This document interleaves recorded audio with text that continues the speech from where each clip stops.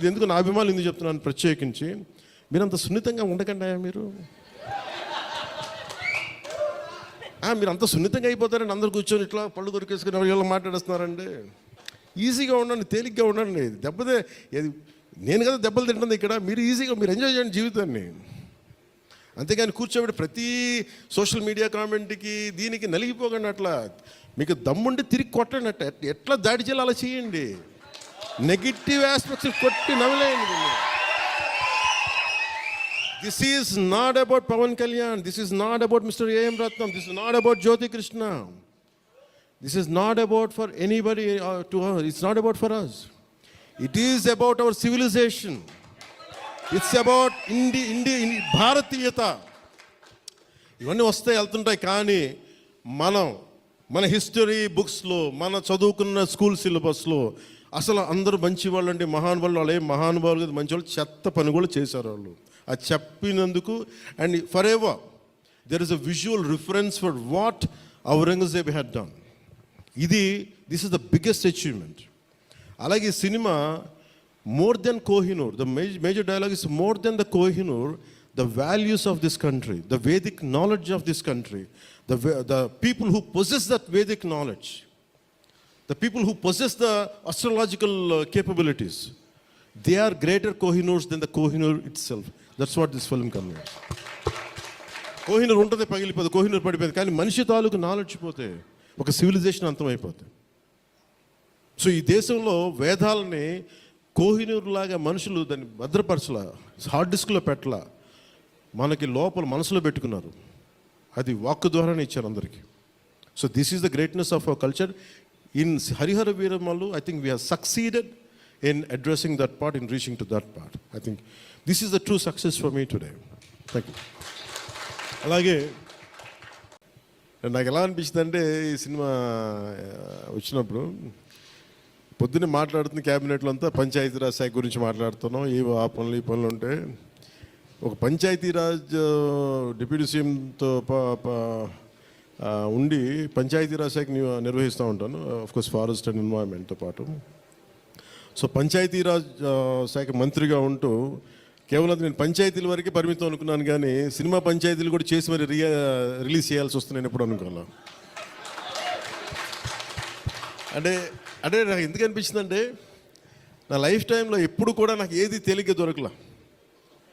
ఒక చిన్నపాటి అచీవ్మెంట్ కావచ్చు, ఒక నేర్చుకోవడం కావచ్చు, మేబీ అందరికీ ఇదే ఉంటుందేమో నాకు తెలియదు, కానీ నాకు ఏది కూడా ఏమంటుందని వడ్డించిన విస్తరి కాదు నా జీవితం. ఇప్పుడు అన్నీ కింద పడి నలిగి, పోనీ మనం డిప్యూటీ సీఎం అయ్యాం, సినిమా అలా రిలీజ్ అవ్వాలి కదా అని 70 రిలీజ్ అవ్వాలి. ఎంత అంటే ఎన్ని ఇబ్బందులు పడాలి, పంచాయతీలు చేయాలి, ఇవన్నీ చేస్తే నాకు ఒకసారి అలసట వచ్చేస్తాయి.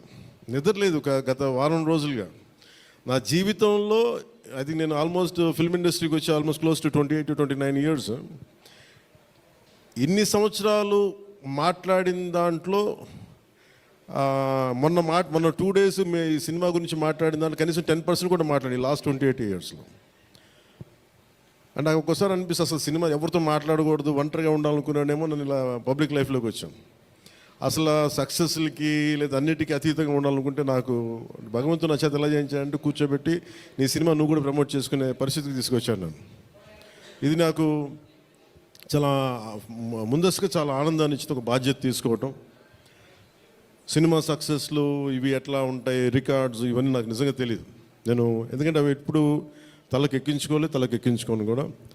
అది మంచి ఉన్నాయి, దాంట్లో పోయినవి ఉన్నాయి, హిట్ అయినవి ఉన్నాయి. ఇప్పుడు ఈరోజు ఈ సక్సెస్ కానీ ఇవన్నీ ఇది ఏ స్థాయి ఎలాగనేది నాకు నిజంగా తెలీదు యాజ్ టైమ్ అన్ఫోల్డ్స్. కానీ ఒకటేమనిపించిందంటే, ఫర్ ఏ వర్క్ అయినా సరే there is always a room for improvement.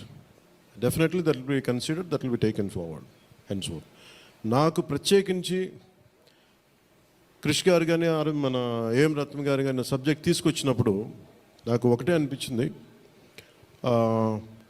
ఇది ఎలా చేయగలం. ఎందుకంటే పీరియడ్ ఫిల్మ్ నాకు ఎప్పుడూ డౌట్, నాకు బేసిక్ అంటే ఎలా చేయగలం, ఎలా సాధించగలం అంటే they came out with good concept. కొంత గుడ్ ఆర్ట్ డైరెక్ట్ని తీసుకున్నారు, మన తోట తరుణి గారిని ఇనిషియేట్ చేశారు, ఎఫెక్ట్స్ ఎలా వస్తాయి అనేది. They might be some glitches I don't as అంటే ఇంటా ఉంటే నాకు అనిపించింది గ్లిచెస్ ఉండొచ్చు, మేము that will be corrected, that's not an issue. కాకపోతే ఏంటంటే మోర్ దెన్ ఎఫెక్ట్స్ వీటన్నిటికంటే కూడా ఒక emotional engagement to a story. మనం ఒక సినిమాకి వెళ్ళినప్పుడు మనకు గుర్తుండిపోయేది ఏవి ఎలా ఉన్నాయని కంటే కూడా what do we carry in our heart. మన గుండెల్లో మనం ఏం తీసుకొస్తాం, ఏ జ్ఞాపకాన్ని పట్టుకొస్తాం, ఏ ఎమోషన్ని తిరిగి ఇంటికి తీసుకొస్తాం అనుకుంటే నాకు ఒకటే ఈ సినిమా నేను ఒప్పుకున్నప్పుడు నాకు ఏమనిపించిందంటే ఇది మొఘల్కి సంబంధించింది. మన చిన్నప్పటి నుంచి స్కూల్స్లో చదువుకుంటున్నప్పుడు always we hear about how Akbar is great, how Shahjahan is by creating Taj Mahal, how what an artistic personality, what an artistic emperor, what an aesthetic sensibilities on emperor. When it comes to Aurangzeb, what a pious religious man. He never used to take anything from his own kingdom. Always he used to earn his own bread by stitching topis and also something like making some dharmic granths. ఎప్పుడు మాట్లాడారు కానీ but the darker side మన చిన్న line ఉంటుంది. ఇప్పుడు నేను చిన్నప్పుడు స్కూల్లో మన సోషల్ టెక్స్ట్ బుక్లు చదువుకున్నప్పుడు జిజియా గురించి ఒక చిన్న simple line use to be there, that's it. He levied జిజియా ఆన్ హిందూస్ అని. ఈ సినిమా చేస్తున్నప్పుడు నాకు అది గుర్తొచ్చింది. ఒరిజినల్గా ఈ కథ చేసేటప్పుడు సింపుల్ లైక్ ఎనీ ఇమిగ్రేషన్, మన ఎయిర్పోర్ట్కి వెళ్తే ఇమిగ్రేషన్ ఎలా ఉంటుందో అలాగే కైండ్ ఆఫ్ ఇమిగ్రేషన్ అది. హిందూగా ఉంటాం, ముస్లింగా ఉంటాం అంటే లేదా విల్ బి హిందూ లైక్ బొట్టు పెట్టుకుని ట్యాక్స్ పే చేసి వెళ్ళిపోతారు, అంతే. That's a sequence. So once the producer and Krish garu have decided, and Jyoti Krishna garu have decided it should be 2 parts. అంటే లెంత్ 4.5 hours వచ్చేసింది కాబట్టి మనం ఫస్ట్ మన దీన్ని 2-2.5 గంటలకు చేయాలనుకున్నప్పుడు అప్పుడు ఇంటర్వెల్ పాయింట్ ఎక్కడ పెట్టాలంటే ఇది ఏమంటుందండి, చౌకీటానా, ఈ చౌకీటానా దగ్గర ఆగిపోయింది. సో అక్కడి నుంచి దాన్ని నాకు చేస్తున్నప్పుడు నాకేమనిపించిందంటే వీ కెనాట్ అండూ హిస్టరీని అండూ చేయలేం, కానీ can we address the past mistakes of the history?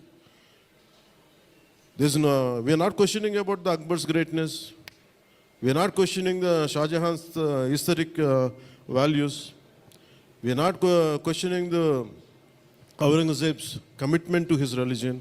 There is nothing wrong in it, but we should also parallelly talk about his tyranny, his tyrannical attitude, his approach towards Hindus in those times.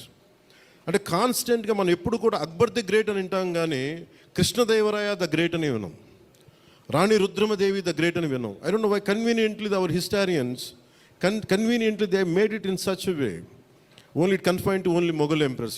తిప్పి కొడితే Mughals rule only for 200+ years, వెరాజ్ చాళుక్యాస్, వెరాజ్ పల్లవాస్, ఇక మన in Kakatiyas, Vijayanagara సామ్రాజ్యం hundreds of years. కానీ ఎందుకు అది వారి మన హిస్టరీ రాసిన వాళ్ళు మన రాజుల పైన చిన్న చూపు చూశారని చెప్పచ్చు.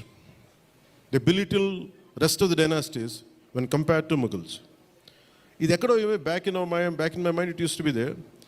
So when you could convey the greatness of an Akbar, when you say that how committed religious man Aurangzeb was, so why can't we talk about jizya?